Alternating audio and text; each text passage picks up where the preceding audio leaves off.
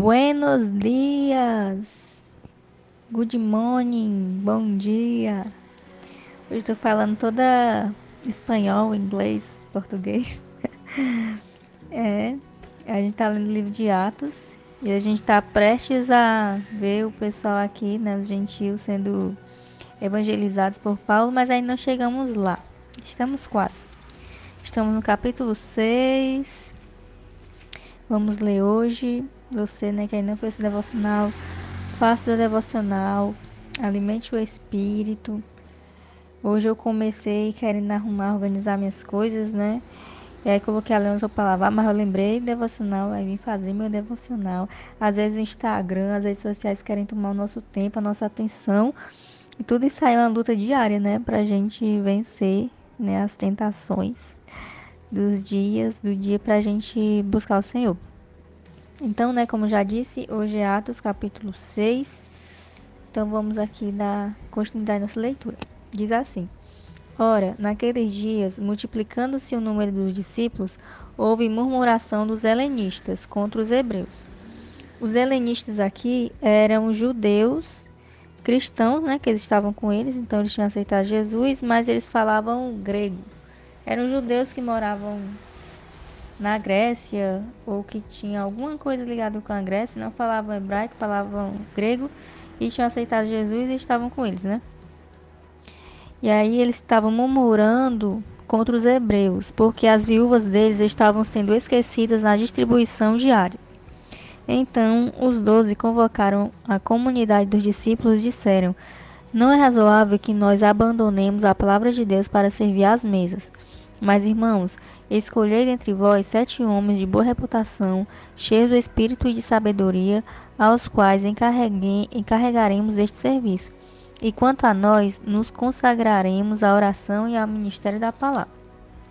O parecer agradou a toda a comunidade, e elegeram Estevão, homem cheio de fé e do Espírito Santo, Filipe, Prócoro, Nicanor, Timão, Pármenas e Nicolau, prosélito de Antioquia. Apresentaram-nos perante os apóstolos e estes, orando, lhes impuseram as mãos. Crescia a palavra de Deus e em Jerusalém se multiplicava o número dos discípulos. Também muitíssimos sacerdotes obedeciam à fé. Estevão, cheio de graça e poder, fazia prodígios e grandes sinais entre o povo. Levantaram-se, porém, alguns dos que eram da sinagoga chamada dos libertos, dos sirineus, dos alexandrinos e dos da Cilícia e Ásia, e discutiam com Estevão. E não podiam resistir à sabedoria e ao espírito pelo qual ele falava. Então subornaram homens que dissessem: Temos ouvido este homem proferir blasfêmias contra Moisés e contra Deus. Sublevaram o povo, sublevar é revoltar o povo, incitar o povo, né, com revolta. Os anciãos e os escribas, investindo, o arrebataram, levando-o ao sinédrio. Apresentaram testemunhas falsas que depuseram: Este homem não cessa de falar contra o lugar santo e contra a lei. Porque o temos ouvido dizer que esse Jesus Nazareno destruirá este lugar e mudará os costumes que Moisés nos deu. Todos que estavam sentados no sinédrio, fitando os olhos em Estevão, viram seu rosto como se fosse rosto de anjo. Então aqui se encerra, né, o capítulo 6, mas a gente vai ver amanhã, no capítulo 7, o que acontece com Estevão, né? Que ele foi o primeiro mártir da igreja primitiva. Primeira pessoa que foi sacrificada, que foi morta, né, pelo amor de Jesus. Então a gente vai ver mais com detalhes do capítulo 7.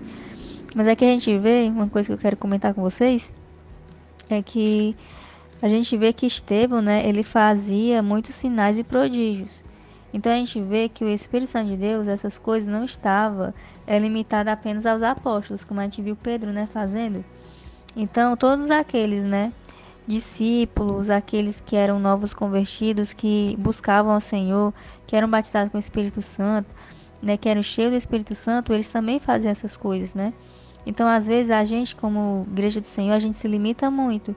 A gente coloca uma barreira entre nós e Deus, né? Aquela barreira, aquele véu que o Senhor rasgou, né? Quando ele foi morto na cruz, que o véu se rasgou lá no templo, né? Para nos dar caminho, né? Caminho livre em direção ao Senhor.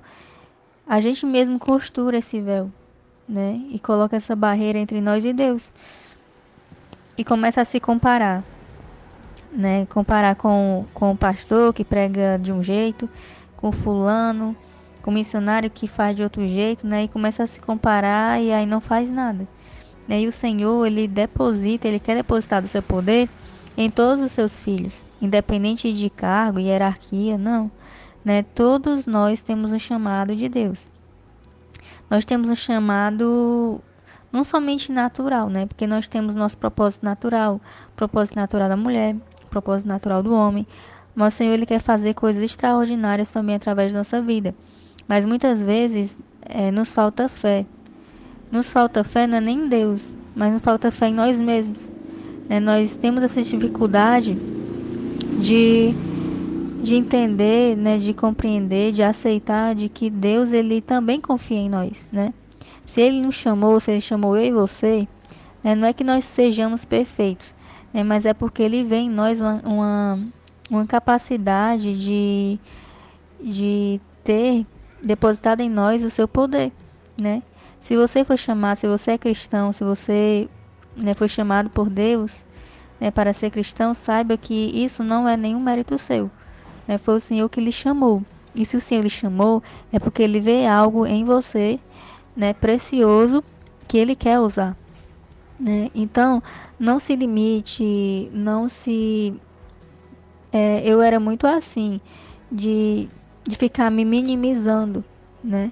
Então não se limite, não fique se minimizando, não fique se menosprezando. Às vezes você passou a sua infância toda sem ser elogiado, né? Sem ser validado pelos seus pais, pelos seus próximos.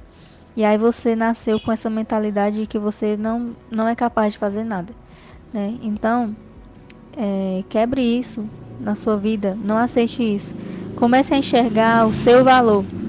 Comece a enxergar o valor que o Senhor lhe deu, que o Senhor vê em você. Comece a se enxergar como o Senhor lhe vê, né? O Senhor lhe vê como um filho, como uma filha, que é carente sim de sua atenção, que é carente sim de seus cuidados, que muitas vezes falha, né? Mas que assim como um pai ama um filho, né? Ele vai lhe abandonar, jamais ele vai lhe desprezar ou lhe jogar fora, né? Então descanse nessa convicção de que o Senhor, ele é teu pai. Independente do que aconteceu, ou acontecerá, ou esteja acontecendo, né? O Senhor, ele é teu pai, né? Ele nunca vai te abandonar. Ele jamais vai deixar de ser teu pai, né? Então, comece a se ver com mais misericórdia, com mais amor, com mais carinho. Comece a buscar se enxergar como Deus lhe vê, né? Comece a fortalecer a sua identidade. Comece fortalecendo a sua identidade, você vai estar fortalecendo a sua autoridade. A autoridade que o Espírito Santo de Deus tem sobre a sua vida. Então comece a fazer isso, né? A partir de agora, se você não faz isso, e deixe Deus lhe usar.